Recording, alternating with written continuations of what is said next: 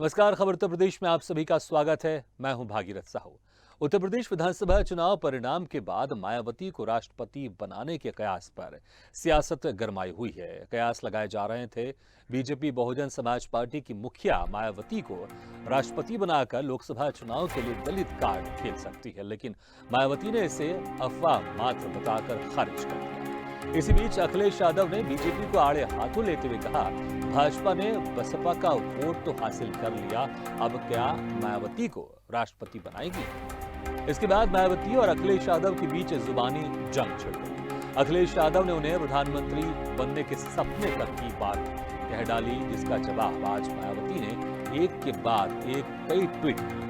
Baspa supremo ने लिखा है कि मैं आगे सीएम और पीएम बनूं या ना बनूं, लेकिन मैं अपने कमजोर व उपेक्षित वर्गों के हितों में देश का राष्ट्रपति कतई भी नहीं बन सकती। अतः अब यूपी में सपा का सीएम बनने का सपना कभी भी पूरा नहीं हो सकता। और इस खबर पर चर्चा करने के लिए हमारे साथ जो मेहमान मौजूद हैं, मैं आप लोगों से उनका तारुफ करा देता हूं। एसपी यादव रहेंगे हमारे साथ, जो कि विधायक सपा है। आपका बहुत बहुत स्वागत है स्वदेश न्यूज में। और आकाश राय जी हमारे साथ है, जो कि है बीजेपी नेता। आपका भी बहुत बहुत स्वागत है स्वदेश न्यूज में।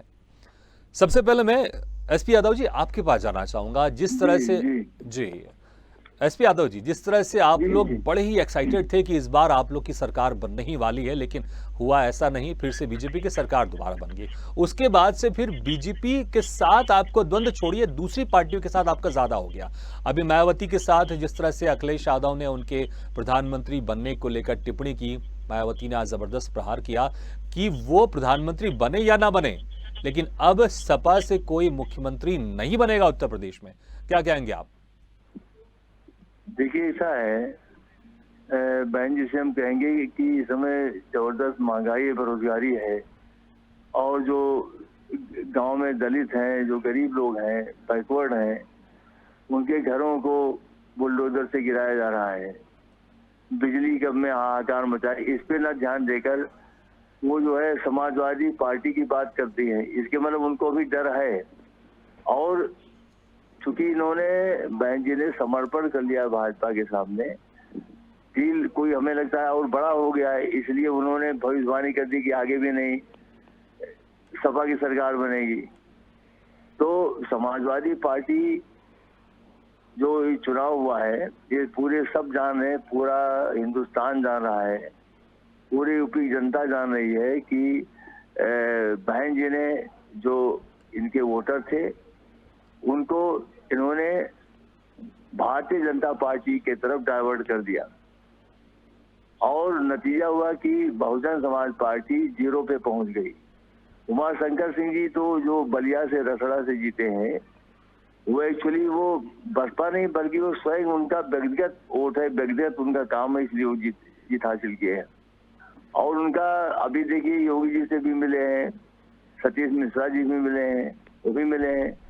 तो बहन जी ने भेजा होगा कि देखिए, मैंने जो है बयान दे दिया कि अब समाजवादी पार्टी अब कभी सरकार नहीं बना पाएगी यूपी में, कभी नहीं वापस होगी। तो उसका कुछ डील वाला मामला कुछ कीजिए। तो ये पूरा सब नहीं, तो आप यादव जी, आप ये आरोप लगा रहे हैं कि जो मायावती ने बयान दिया है, ये बीजेपी के कहने पर दिया। आप ऐसा कुछ कहना चाह रहे हैं? जी जी हाँ, बिल्कुल बिल्कुल, ये समय चल रहा है। देखिए, समाजवादी पार्टी ठीक है, करीब 4 लाख वोट कम मिला है भाजपा से, और समाजवादी पार्टी को 125 सीटें मिली हैं। 25 लोकसभा सीट में समाजवादी पार्टी गठबंधन नंबर 1 पे है, और परसेंटेज जो है 36% है।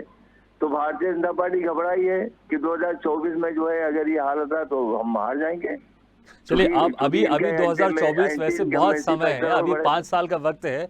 अभी 2024 बहुत समय है, क्योंकि अभी ये जो विधानसभा चुनाव हुआ है उसके पहले भी आप लोग इसी तरह की बातें कर रहे थे। अभी 2024 बहुत समय है, तो बात करेंगे। लेकिन आकाश राय जी, देखिए, यादव जी जिस तरह से कह रहे हैं कि अब मायावती अब बीजेपी के कहने पर बयान दे रही है, तो अक्सर अभी तक तो जो ऐसी बात कही जा रही थी, क्योंकि देखिए इतनी बड़ी नेता है वो, दलित समाज की इतनी बड़ी नेता है कि, और इस बार जो दलित समाज है ज्यादातर उसने बीजेपी को वोट दिया, और ये जो यादव जी ये खुद भी कह रहे हैं कि मायावती ने अपना जो वोट है, जो वोट बैंक है, उसको बीजेपी की तरफ शिफ्ट कर दिया। तो कहीं ना कहीं ये तो आपकी तारीफ कर रहे हैं कि आप इतनी बड़ी नेता को बीजेपी ने, मतलब बीजेपी के इशारे पर वो बयान दे रही है। ये तो कहीं ना कहीं आपकी तारीफ है, क्या कहेंगे आप? नहीं भागीरथ जी, देखिए सबसे पहले तो मैं यही कहूंगा कि जो इन्होंने ये बात कही कि मायावती जी ने अपने वोटर डाइवर्ट करवा दिए, तो मैं इस बात को नहीं मानता हूं। मेरा अलग मत है। हमारा ये मानना है कि भारतीय जनता पार्टी की पिछले 5 साल की जो उत्तर प्रदेश में सरकार चली है योगी जी के नेतृत्व में, और केंद्र में जो हमारी सरकार पिछले 8 साल से चल रही है मोदी जी के नेतृत्व में, हमने जो जन कल्याण के काम किए हैं, चाहे वो राशन देने की बात हो, आवास देने की बात हो, शौचालय देने की बात हो, लोगों को स्वास्थ्य सुविधाएं सुचारू रूप से मिले उसकी बात हो, सड़कों की बात हो, गांव के समग्र विकास की बात हो, हमने जो काम किया है दलित वर्ग के लिए, पिछड़े वर्ग के लिए, उसका फायदा हमको मिला है। निश्चित रूप से इसमें कोई संशय नहीं है कि उत्तर प्रदेश के जो पिछड़े वर्ग के लोग थे, जो दलित वर्ग के लोग थे, वो सारे लोगों ने एक तरफा भारतीय जनता पार्टी को वोट दिया है। और अभी हमारे समाजवादी वोट पार्टी दे के दिया है, साथी अब जो आपकी कह रहे सरकार थे, बन गई है, आपकी सरकार बन गई है। अभी हम आज की बात करते हैं, जिस तरह से अभी नहीं, जी मैं उसी पे आ रहा हूँ। हाँ। मैं उसी पे आ रहा हूँ भागीरथ जी, कि अभी अखिलेश जी और मायावती जी का जो आपस में बयानबाजी का दौर चल रहा है, तो ये इन लोगों के पास कोई मुद्दा बचा नहीं है। अब 2019 के चुनाव में ये दोनों लोग मिल के चुनाव लड़े, इनको ये लगा कि शायद जो है ये दोनों लोग मिल के लड़ेंगे तो भाजपा को हरा ले जाएंगे, उसमें भी फेल हो गए ये लोग। तो अब आपस की ये जुगलबंदी है, ये लोग कर रहे हैं। कभी अखिलेश जी मायावती जी पे टिप्पणी करते हैं, कभी वो अपने चाचा शिवपाल जी पे टिप्पणी करते हैं। अभी आप देखिए कि अभी कल जो है मैं एक चैनल पे बैठा हुआ था, तो वहाँ पे इनके प्रवक्ता ये कह रहे थे कि शिवपाल जी जो है वो भाजपा से मिल गए हैं। अरे भाई, आपके पार्टी के वो विधायक हैं, आपके सिंबल से चुनाव लड़के जीते हैं वो, और आपके सगे चाचा हैं। अब आप उनको नहीं संभाल पा रहे तो भारतीय जनता पार्टी इसमें क्या करेगी? भारतीय जनता पार्टी देश और प्रदेश के हित में जो काम कर रही है उससे प्रभावित होकर अगर कोई भी जुड़ना चाहता है भारतीय जनता पार्टी से, चाहे वो शिवपाल जी हो या अन्य कोई हो, तो उनका तो हम स्वागत करेंगे। चलिए, स्वागत करेंगे, आपने कह दिया। लेकिन ये जो सवाल है, इस सवाल का आप जवाब भी तो दे दीजिए कि जो आरोप लगाए अखिलेश यादव ने कि बीजेपी, ऐसी खबर चल रही थी कि बीजेपी मायावती को राष्ट्रपति बना सकती है, तो क्या इसकी संभावना है? क्या कहेंगे आप? भागीरथ जी, जो उनका बयान है वो बयान नहीं, वो तंज था मायावती जी पे, ये इतना आप भी जानते हैं। नहीं, ठीक है, बड़े उनका तो पत्रकार हैं तंज था। आप बताइए कि क्या संभावना है बीजेपी ऐसा कुछ कर सकती है, ऐसा हो सकता है? मैं उसी पे आ रहा हूँ। अभी जो देश में राष्ट्रपति हैं वो भी दलित वर्ग से आते हैं, और भारतीय जनता पार्टी के पास गैलेक्सी ऑफ लीडरशिप है, चाहे वो दलित वर्ग के लोग हों, चाहे वो पिछड़े वर्ग के लोग हों, या किसी भी वर्ग के लोग हों। हमारे पास हर वर्ग के लोग हैं, और हमें अगर किसी दलित को राष्ट्रपति बनाना है तो हम अपने नेता को बनाएंगे। उसमें क्या शक है? हमने बनाया है, पहले भी बनाया है, आगे भी बनाएंगे। और वो दलित क्या, दलित, पिछड़ा, अगड़ा, कोई भी हो, जो भी एलिजिबल होगा और जो भी लगेगा कि बेहतर है, उसको राष्ट्रपति बनाने के लिए भारतीय जनता पार्टी के लोग प्रयास करेंगे, और किया भी है। चलिए, तो हालांकि आपने इसको नकार दिया कि ऐसा कोई संभावना नहीं है, लेकिन यादव जी, जो अखिलेश यादव एक अफवाह उड़ा रहे हैं या वो राय दे रहे हैं कि ऐसी खबर चली थी कि बीजेपी मायावती को राष्ट्रपति बना सकती है, लेकिन आपको नहीं लगता कि अगर अखिलेश यादव की बात बीजेपी ने पकड़ ली और कहीं ऐसा हो गया तो इससे नुकसान आप ही को होना है? क्योंकि जो इस बार दलित समाज बीजेपी के साथ गया है और जो कुछ आपके साथ या कांग्रेस के पास गया, कहीं वो भी पूरा का पूरा अगले चुनाव में, जो आप 2000 फिर आगे के चुनाव की बात कर रहे हैं, 2024 का आप जिक्र कर रहे हैं, आगे का जिक्र कर रहे हैं, उसमें कहीं फिर फायदा ना हो जाए बीजेपी को? नहीं, देखिए ऐसा है भागीरथ जी कि जनता समझ गई है कि बहन जी भाजपा के लिए काम कर रही हैं, इसलिए दलित वर्ग उधर नहीं जाएगा। और जहाँ रहा बाबा साहब भीमराव अम्बेडकर का जो मिशन है, जो मानवर काशीराम जी ने जो उस पर काम किया, वो काम जो है उसको आगे बढ़ाने का काम अखिलेश यादव जी समाजवादी पार्टी कर रही है। इसलिए देखिए, बहुजन समाज पार्टी की जितने भी जो हमारे मिशन वाले नेता हैं, मानवर काशीराम जी के साथ काम किया हो, चाहे इंद्रजीत सरोज जी हो, आर.के. चौधरी जी हैं, जयराम पाल है, जो हमारे के गौतम जी हैं, तमाम जो मिशन के लोग हैं सब समाजवादी पार्टी में हैं, सब आ गए हैं। वो सब समझ रहे हैं कि जो है बहन जी बजाय जो दबे कुचले लोग हैं उनके हित में काम करने के बजाय वो अपना ही साध रही हैं, और बचने के लिए ईडी और सीबीआई से बचने के लिए वो भाजपा के कहने पर काम कर रही हैं। तो अब आने वाले, इसलिए देखिए समाजवादी पार्टी, ये लोग कह रहे हैं समाजवादी पार्टी की सीटें 47 से बढ़कर 125 हुई हैं, हम बढ़े हैं, 80 सीट बढ़े हैं, और भारतीय जनता पार्टी 325 से घटकर आ गई है 272 पे। तो अगर हमारा वोट परसेंटेज भी बढ़ा है और इनका घटा है, तो 2024 में अब देखिए अब और भी इसमें क्रिस्टल क्लियर हो गया इस चुनाव में कि कौन कहाँ है।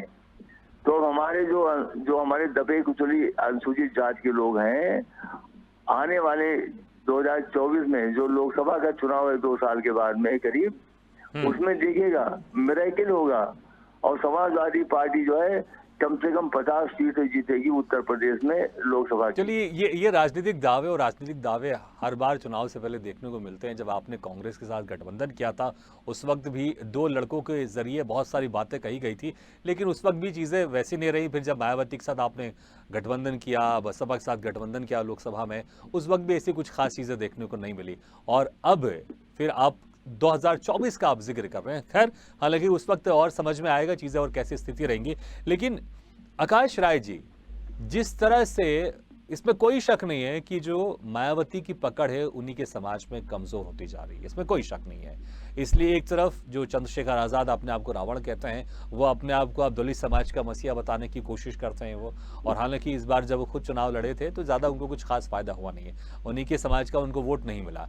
तो कहीं ना कहीं अभी जद्दोजहद तो नहीं है कि बीजेपी अब जिस तरह से लगातार बहुत सालों से प्रयास करे कि जो दलित समाज है वो उनके साथ आ जाए, और सपा को भी समझ में आ गया कि अगर जब मायावती कमजोर हो रही है तो उनका वोट बैंक अगर बीजेपी को शिफ्ट हो रहा है तो इससे बीजेपी को फायदा हो रहा है। तो कहीं जिस तरह से उन्होंने ये जिक्र किया है और मायावती पर तंज कसा है, मायावती पर आरोप लगाए हैं, कहीं सपा का जो ट्रेंड है, सपा भी चाह रही है कि वो भी जो दलित समाज है सपा की तरफ चले जाए। तो आप भी कोशिश कर रहे हैं, वो भी कोशिश कर रहे हैं, तो आपकी कोशिश कैसे ज्यादा बेहतर है, ये जो दर्शक देख रहे हैं वो जरूर जानना चाहेंगे।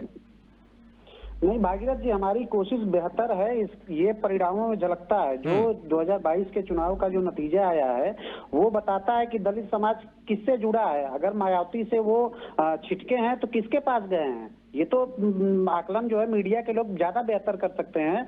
और हम हमारे पास अगर आए हैं तो हमारे पास उसके लिए कारण है, और बहुत बड़े कारण हैं।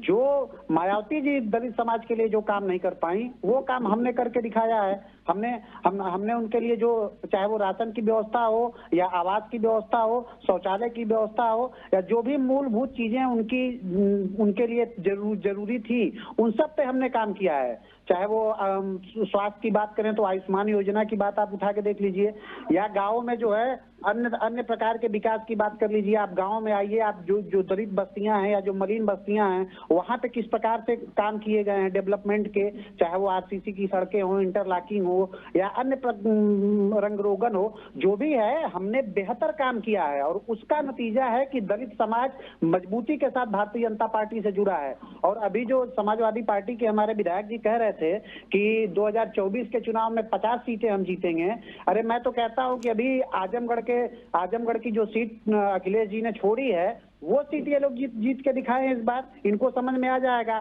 इस बार 2014 के चुनाव में जिस प्रकार से बहुजन समाज पार्टी का खाता नहीं खुला था उत्तर प्रदेश में, ये राजनीतिक दावे और वादे तो बिल्कुल होते रहेंगे, लेकिन आप दोनों मेहमानों का हमारे चर्चा में आप जुड़े, इसके लिए बहुत बहुत धन्यवाद। लेकिन यहाँ पर जिस तरह से मायावती ने कहा है, क्योंकि अखिलेश यादव ने ट्वीट करके तंज कसा था मायावती पर कि क्या बीजेपी मायावती को राष्ट्रपति बनाएगी, उस पर पलटवार करते हुए मायावती ने कहा कि मैं प्रधानमंत्री बनूं या सीएम बनूं कि नहीं बनूं, लेकिन ये साफ है अब उत्तर प्रदेश में सपा की तरफ से कोई मुख्यमंत्री नहीं बनने वाला है। हालांकि भविष्य में क्या कुछ बदलाव आता है, क्योंकि अभी कुछ साल पहले मायावती ने सपा के साथ गठबंधन किया था और तमाम तरह के बड़े बड़े दावे और वादे किए थे, लेकिन अब स्थिति बदल गई है। इसलिए राजनीति में समय समय पर स्थिति बदलती रहती है, ये बयान पर टिकी रहती है मायावती, या फिर आगे चलकर कुछ और बयान बदलती हैं, ये तो वक्त बताएगा। लेकिन राजनीति में कुछ भी स्थिर नहीं है, वक्त के साथ, समीकरण के साथ चीजें बदलती हैं।